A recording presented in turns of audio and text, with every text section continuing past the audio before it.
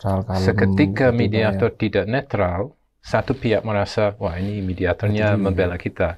Pihak lawan merasa, saya nggak percaya lagi sama dia. Si Raymond itu datang ke saya, dia mau makan lahan gue.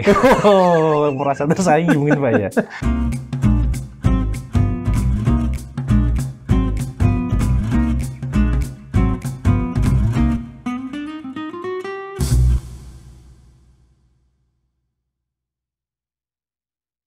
Assalamualaikum warahmatullahi wabarakatuh.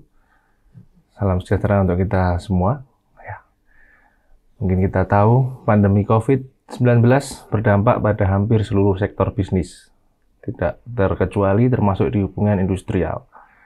Pemasukan yang terhambat memaksa banyak perusahaan melakukan pemutusan hubungan kerja atau yang biasa disingkat dengan PHK terhadap para pekerjanya. Lonjakan angka PHK ini akhirnya menimbulkan polemik dan perselisihan hubungan industrial.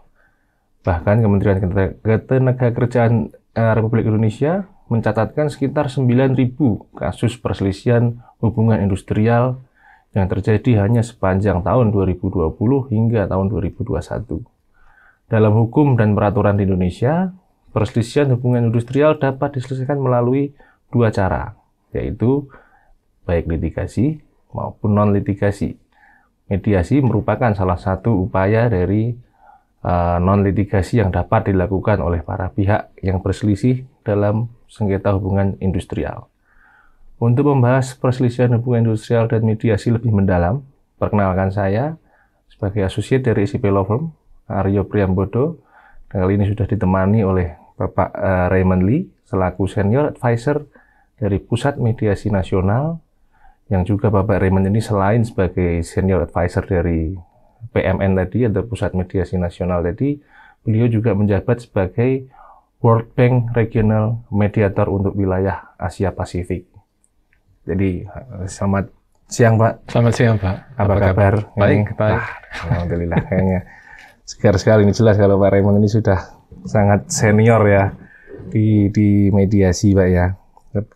Di mediator ya. Jadi sebelum kita membahas topik ini lebih jauh sih Pak, mungkin bisa diceritakan sedikit tanggung jawab Bapak selaku Senior Advisor PMN itu apa saja Pak? Mungkin kan banyak orang yang mungkin belum ngerti juga.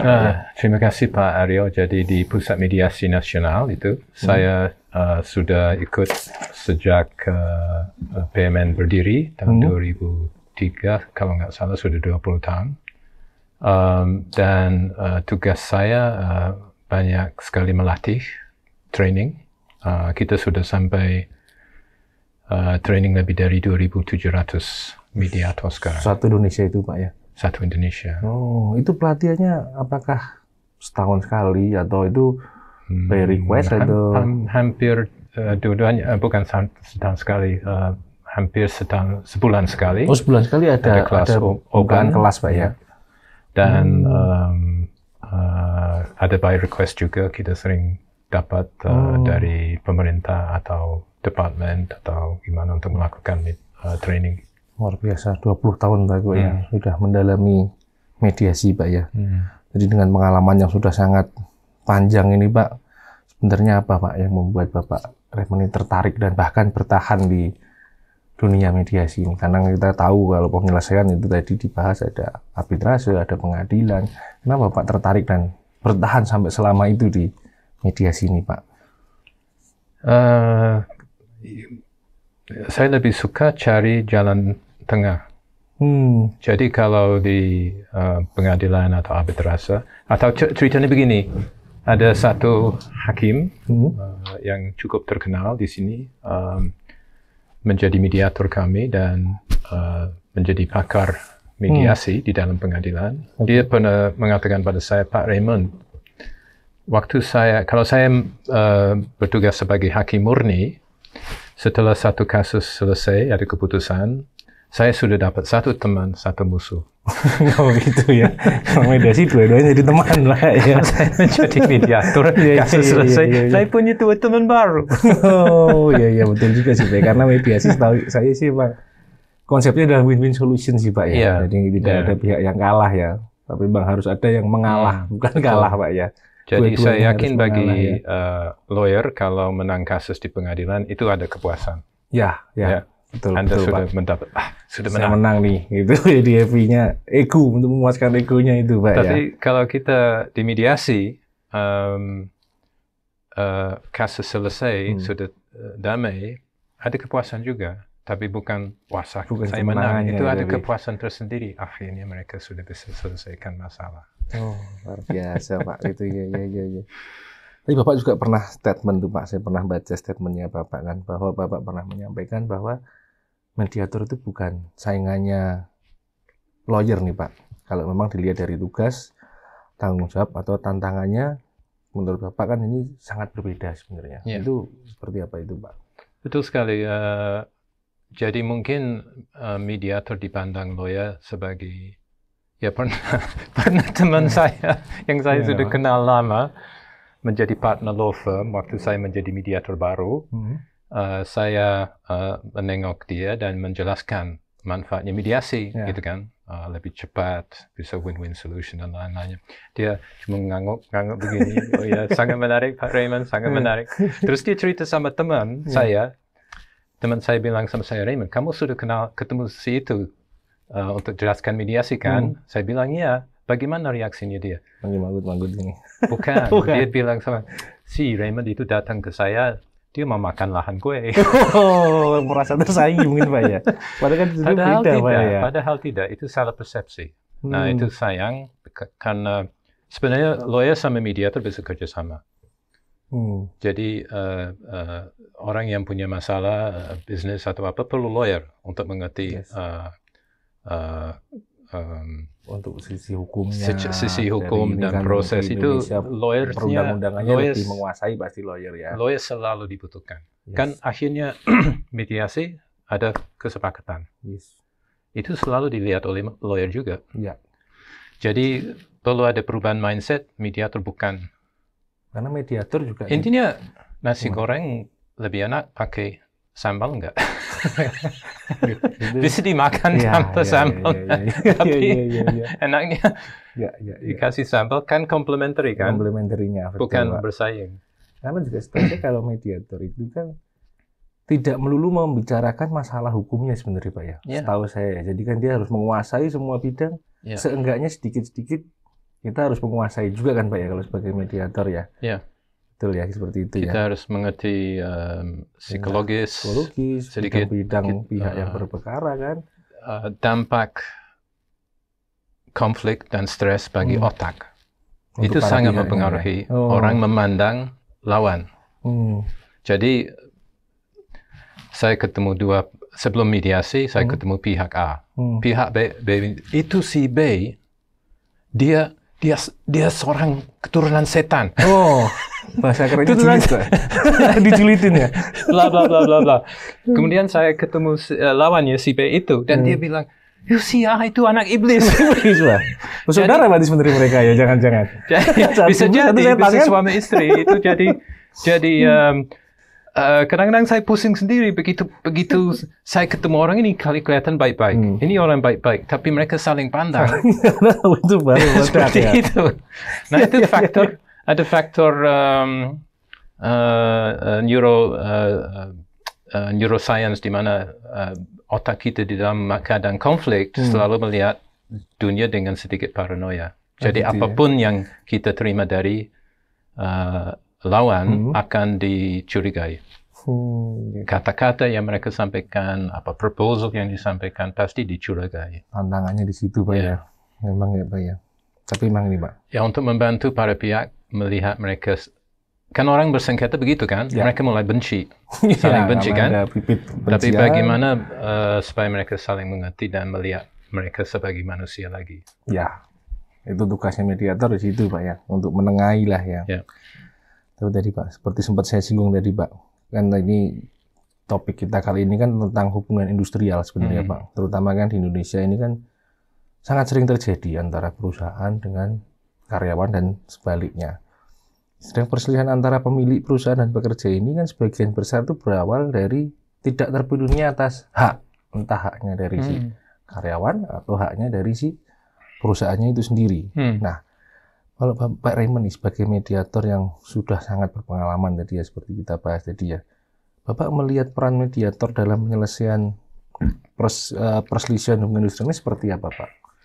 Karena ini mungkin lebih kompleks ya, karena ada perusahaan yang segitu besarnya, perusahaan karyawan yang banyak kepentingan, banyak maunya, maka itu seperti apa Pak melihatnya itu, Pak? Di perselisihan hubungan industrial kan sudah ada mediator yang resmi dari partit itu ya, Pak ya. Dan saya belum mengalami mediasi itu dengan mediator yang serupa itu, tapi pengertian saya mereka lebih fokus kepada hak dan kewajiban para pihak. Dan sering kadang-kadang mereka bisa mempersatukan, tapi sering juga ada anjuran tertulis. Apakah dua pihak itu bisa terima anjuran atau tidak. Nah, menurut saya, jangan hanya melihat masalah dari segi hak dan kewajiban, peraturan dan undang-undang. Itu penting, dan itu harus dilihat dari segi itu. Tapi, what's behind that? Apa yang di belakang itu? Satu contoh, saya menangani kasus dengan peserikat buruh antara perusahaan peserikat buruh, manufacturer. Peserikat buruh itu wanita semua. Itu kelasnya yang menjadi sangat-sangat hot kasusnya, sampai ada demo, kerusuhan, macam-macam. Dan perusahaan bersikeras untuk tidak mengalah. Dan kalau dilihat dari hukum, tidak ada cacat dari segi perusahaan. Jadi makanya dia bersikeras, saya nggak mau ngalah nih. Tapi kalau saya bicara sama wanita, saya dengar cerita-cerita mereka aneh. Contohnya satu. Satu wanita kasih cerita, kita 150 Pak. 150 wanita di satu tempat. WC-nya 3 Pak.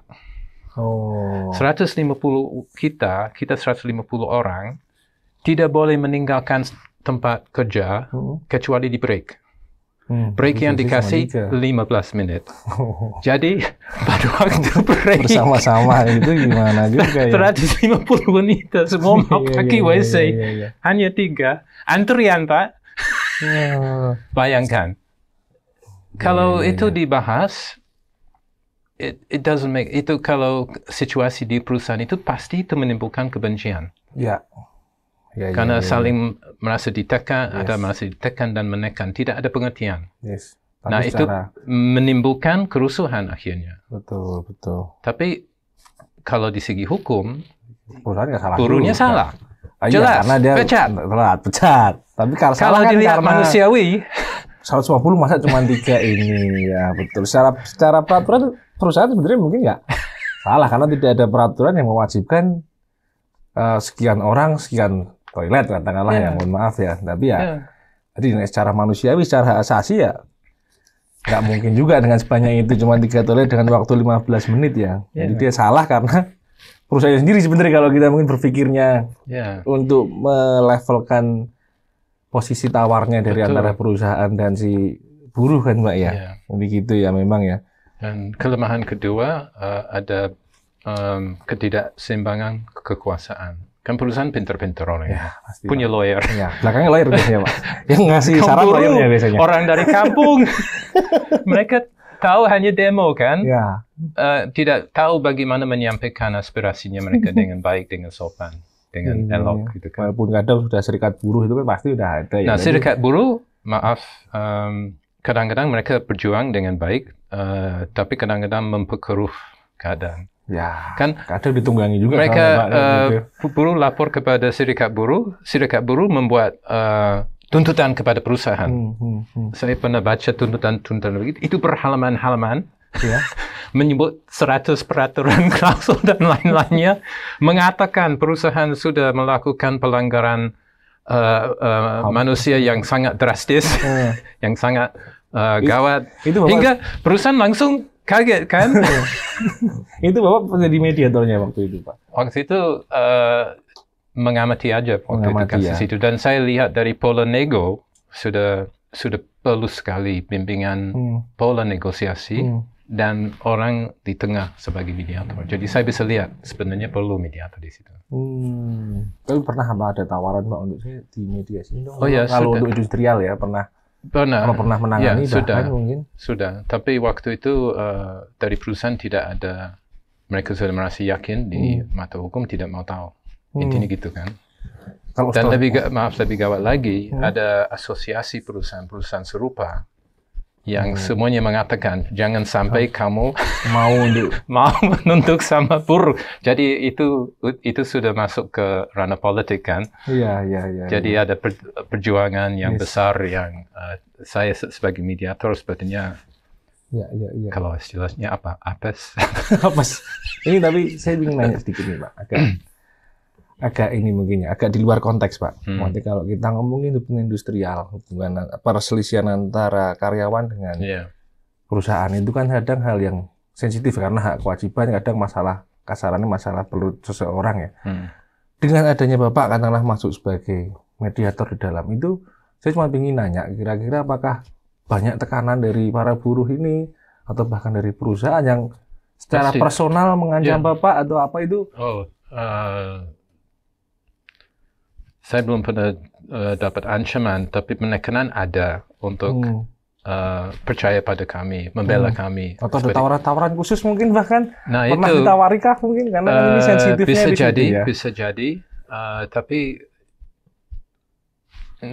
ini kekuatan, ada mediator yang buat evaluasi atau saran atau rekomendasi. Itu kan mereka punya power di situ kan untuk membuat saran atau rekomendasi. Kalau mediasi yang saya lakukan, saya tidak membuat saran, rekomendasi, atau apapun. Saya hanya memfasilitasi. Oh, silahkan jalan ngobrol sendiri. Jadi, saya tidak punya power. Jadi, percuma ada tawaran. Iya. Yang menawarkan harus cari yang punya power, kan? Iya. Tapi toh, selepas itu sih ancaman-ancaman itu juga mungkin sebatas verbal kali Pak ya. Verbal, ya. Penekanan ada. Karena kita melawan buruh kadang kalau hitungan ribuan orang, ratusan orang itu kan, waduh saya sendirian. Tapi kunci menjadi mediator itu kita harus berteman dengan itu. Jadi harus betul-betul bisa dipercaya masing-masing pihak. Maka ada pertanyaan di sini masalah netralitas.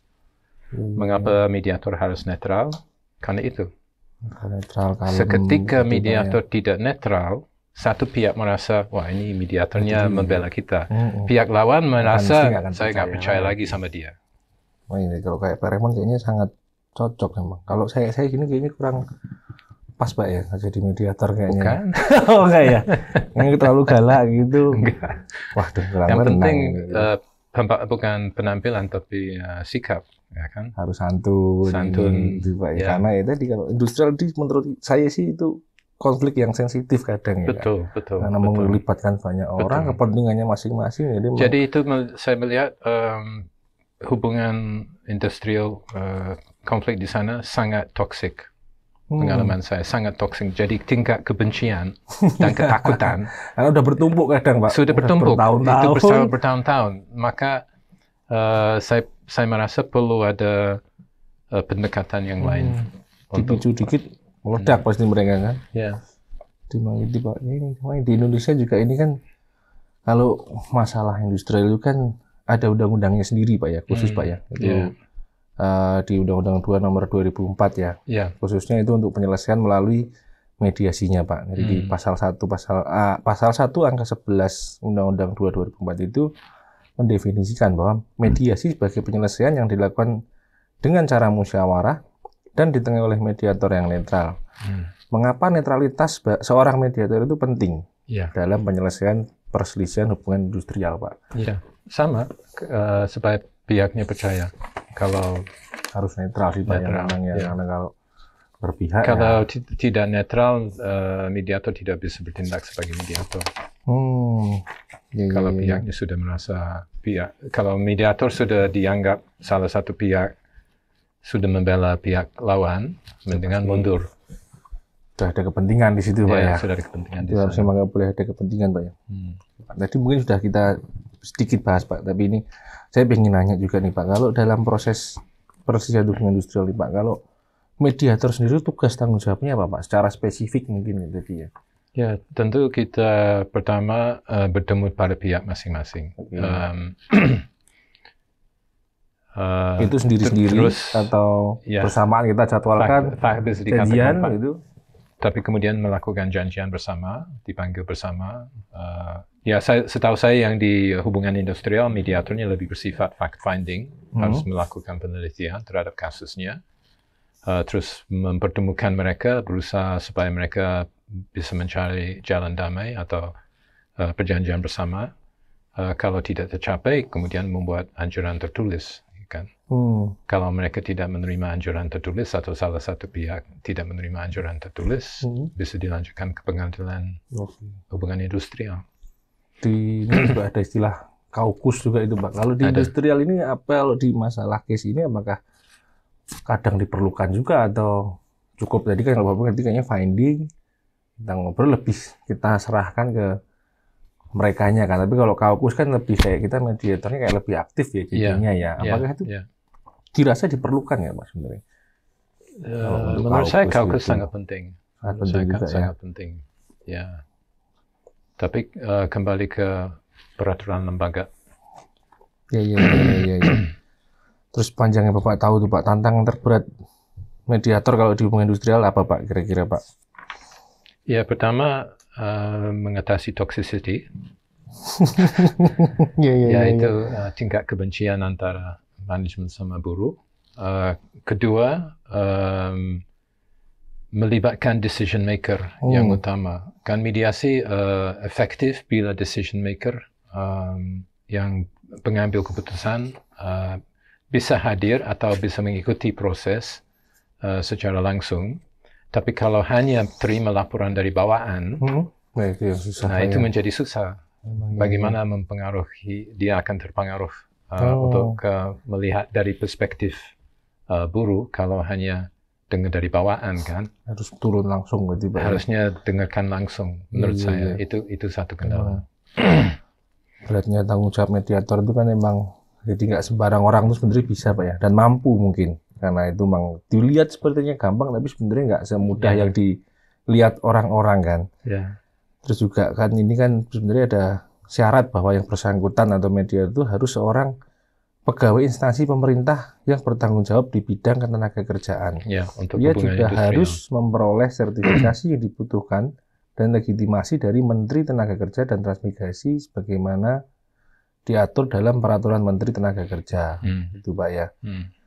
Memang itu karena beratnya jadi memang harus ada sertifikasi khususnya, dan memang tadi mungkin banyakkan orang mengira jadi mediator itu gampang. Itu memang sebenarnya menurut saya pribadi juga nggak semudah itu. Tantangannya juga sebenarnya sangat berat, nggak terus mediasi nanti gagal tinggal masuk. Karena kita juga punya tanggung jawab masing-masing sih Pak ya tentunya ya. Terus saya juga pernah baca presentasi Bapak nih yang di situ ngomong kalau perbedaan budaya itu juga mempengaruhi jalannya mediasi kan. Jadi budaya timur barat itu tentunya beda. Kalau dari pengalamannya Pak Raymond ini menangani kasus di Indonesia, karakteristik yang paling menonjol di sini itu apa Pak? Dan apa yang paling berpengaruh agar tercapainya perdamaian atau kesepakatan? Pertama, kalau orang Indonesia harus ada pendekatan di perasaan. Perasaan sangat penting dibandingkan. Karena kita timur, orang timur. Orang timur, perasaan sangat penting. Untuk hatinya dulu, kasarnya gitu Pak ya. Ya, itu. Kedua, kecenderungannya seperti saya katakan tadi, pengambil keputusan jarang hadir. Mereka tidak mau turun langsung, delegasikan, dan yang hadir di sana walaupun punya surat kuasa dan lain-lainnya ternyata selalu lari ke bos untuk ambil keputusan. Alasannya saya diskusikan dulu gitu. Jadi pihaknya juga merasa saya tidak dianggap nih, kasarannya mungkin gitu. Tapi kalau di barat pasti akan ada decision maker. Dua-duanya langsung akan hadir karena budayanya beda. Kesepakatan saat itu juga ya. Jadi mau berpengaruh karena kalau di barat kayaknya lebih apa ya, lebih banyak digunakan ya mediasi mungkin Pak ya, negosiasinya. Kalau Australia umpamanya sangat-sangat digunakan di sana. Sangat digunakan ya di sana ya.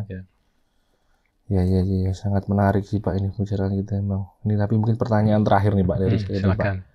Mungkin ada tips nih atau saran dari Bapak untuk rekan-rekan di sana yang pengen jadi mediator nih setelah dengar omongan gitu, wah saya pengen kayak Pak Raymond nih jadi mediator gitu. Iya, pertama mediasi berkembang di sini, tetap berkembang dan makin akan ada spesialisasi. Tipsnya menjadi ikut pelatihan mediasi. Pertama, itu langkah pertama. Harus sertifikasinya dulu ya, untuk legitimate kitanya sendiri kalau ingin jadi mediator, Pak ya. Ya. Ada lagi mungkin saran tips-tipsnya mungkin, Pak? Ada lagi mungkin tips-tips lain atau menjadi mediator adalah way of life. Jadi Anda harus mempraktekkan ilmu mediasi di situasi manapun. Bagaimana mendengarkan orang, bagaimana mengetahui kepentingan dan kebutuhan mereka. Intinya harus kita seriusin, Pak ya. Nggak bisa mediasi hanya sampingan saja.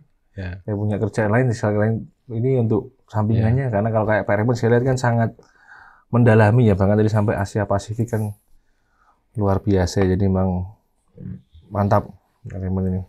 Sangat menarik ya diskusi kita ya, tapi kita nggak terasa nih Pak udah sampai di penghujung waktu nih Pak Raymond. Terima kasih sekali nih untuk waktu dan ilmunya Pak. Mungkin next time bisa kita ngobrol-ngobrol lagi di dalam atau di luar mungkin Pak, karena kebetulan saya juga mediator juga Pak, jadi mungkin saya pengen ilmu-ilmu yang luar biasa dari Bapak, saya ingin minta saran-saran lah. Terima kasih atas kesempatan Pak Ariel, saya merasa dihormati sekali. Ya, terima kasih. Jadi terima kasih rekan-rekan semua yang udah nonton SIP Talk episode kali ini sampai selesai ya. Bagi rekan-rekan yang memang punya pertanyaan, saran, pendapat, jangan lupa tulis di kolom komentar, dan jangan lupa juga untuk subscribe channel YouTube-nya SIP Law Firm dan media sosialnya SIP Law Firm lainnya untuk obrolan-obrolan menarik seputar hukum lainnya. Sampai jumpa. Assalamualaikum warahmatullahi wabarakatuh.